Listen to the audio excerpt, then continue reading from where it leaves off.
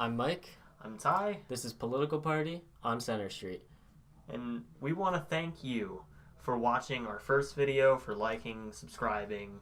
But we do also want to say... Yeah, we looked at the analytics. We saw that you only watched about 3 to 4 minutes of it. So we got the hint. Our next videos are going to try and stay... shorter. Yeah. They're going to be shorter. Hopefully around... Not 13 minutes. 5 minutes or less. We're sorry. Yeah.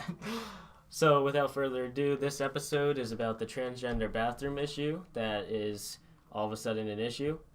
And popped up on social media last week, and it had been on social media before, but it popped up again last week. We are going to talk about it.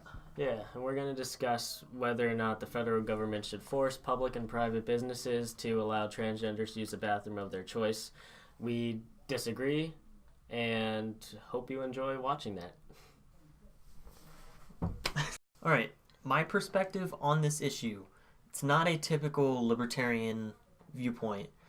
This is a more liberal view of mine, where I believe that the federal government has a role in protecting individuals from discrimination.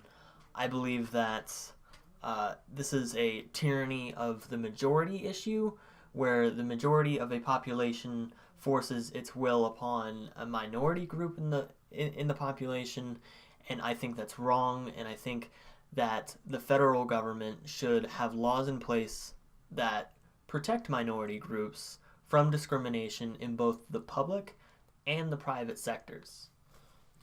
Now, my view on this is actually more libertarian view than the libertarian.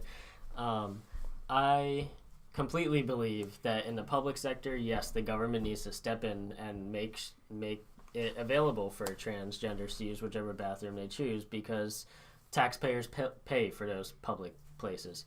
But in a private business, I believe that the business owner should be able to make their own decisions with that. A business owner should be able to decide if they want to bake a cake for a gay wedding, and they should be able to decide if they want to allow transgenders into the bathroom of their choice. I believe that if they don't, they're just going to get boycotted. They're going to lose business. With social media these days, they'll be all over the internet within a week. And everyone's going to know, don't go to this bakery. Don't go to this store. Whatever it is, yeah. So I just don't think... I think the government should stay out of the private sector when it comes to this. And I understand that mentality, but the way I look at it is we need a failsafe. We need laws that are put in place to protect minority groups in extreme cases where a majority group is trying to impose their will on a minority group. And what if it is the only bakery in town? What if it is the only store in town?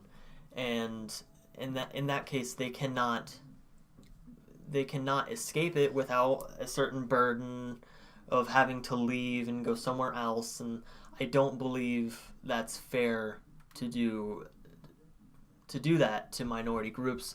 So that's why I think the federal government should protect minority groups in both the public and private sectors. And I completely understand what he's saying. I get that he's saying that a majority of a small town might be anti-transgender, and then they won't boycott that business that doesn't allow transgenders to use the bathroom of their choice. I just don't think that happens often. I don't think that there's too many situations like that anymore. I'm more optimistic on this. I think that most people these days, and with every new generation, we're just getting more and more liberal when it comes to social issues, and I don't think that we're going to allow a business to do this because they're going to go bankrupt if they do. I just don't see it happening often enough to need to worry about that these days, especially with bigger places being almost everywhere, like Walmart and such. They're so close. Like, if your bakery doesn't allow you to buy something, you can just go to Walmart or any other I think there's going to always be another substitute that's not far. And that being said, I mean, my viewpoint is based on just principle of, and it's based on what's the word I'm looking for? I'm looking for hypothetical. That's the word. Yeah. It's based on a hypothetical. But either way, we both agree that it should be yes, that the government should regulate the public sector, and we only disagree on the private sector. But what we want to show you here is that it's okay to disagree and still be friends. we're still friends. Yeah. And when it comes down to it, we both agree that this is actually kind of a non-issue. This isn't something... Yeah.